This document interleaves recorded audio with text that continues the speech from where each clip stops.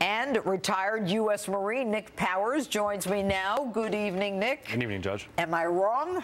No, not by a long shot.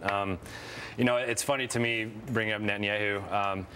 He actually understands Obama's position for this country. Our politicians have lost fact in the issue that they work for us. It's not the other way around. They're creating laws that they don't have to abide by and telling lies to the people who are really their bosses. Well, how do you feel about the fact that you've got our Secretary of State saying that we're safer than we've ever been, and we've got clappers saying this is the worst year ever? Yeah, well, it just goes to show this administration has done nothing but lie since day one. You were in the military. I mean, where were you? Where were you stationed? In the military, I was out of Haditha in Iraq. Okay. Just at the north, where the entry point of the Euphrates is from the large lake, like Haklania or something like that. I can't remember the name of it. Okay. So did you feel that you had the full support of the American government behind you when you were there? Back when Bush was president, yes. How do other men in the military, members of the military, men and women, feel about their service now? I don't think you're going to find too positive of a number for Obama. I think the Military Times put a statistic out saying it was like 13% of the military approve of what this administration is accomplishing.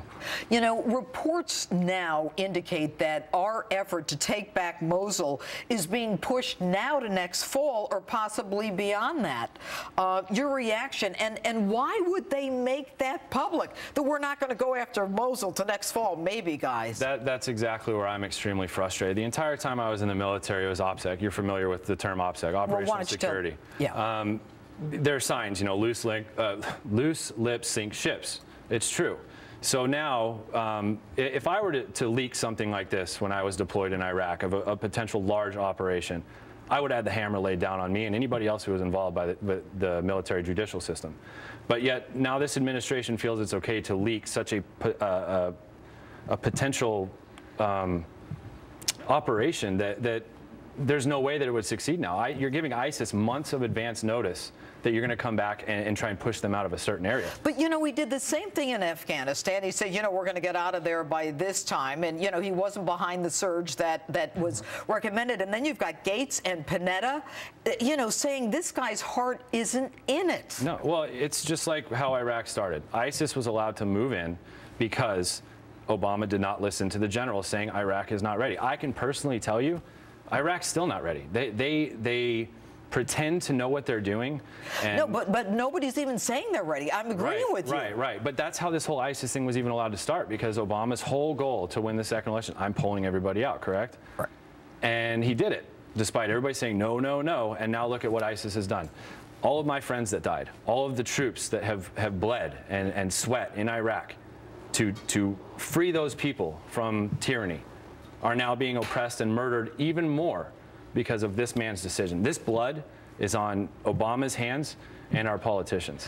Going forward, I mean, how do we get the military to feel that they have a government behind them? I don't think that's a possibility until we get somebody who can actually be a leader. Obama does not have that capability. He sits there and lies to us. He's deceitful, and the politicians. Did you have? I mean, do the men and women in the military now have what they need to fight? Are the rules of engagement so restrictive that they can't fight? They're horrible, and that's my point. Is these politicians, they sit there and try to appease the world because we go in there and we're mocked and laughed at, and then everybody hates us because we go and try and free you know, these people from Saddam. He was an evil person. Now, once they hate us, they say, oh, well, we need to make this a politically correct war. So you have politicians who are not on ground. They don't see this evil that you are face to face with, and they handcuff you. You know, if you're getting shot at and you have to request permission to return fire, how can you be successful? Well, especially if it's, you know, on a moment's, when moments matter. Anyway, Nick Powers, thanks so much for being with us and sharing your experience. All right.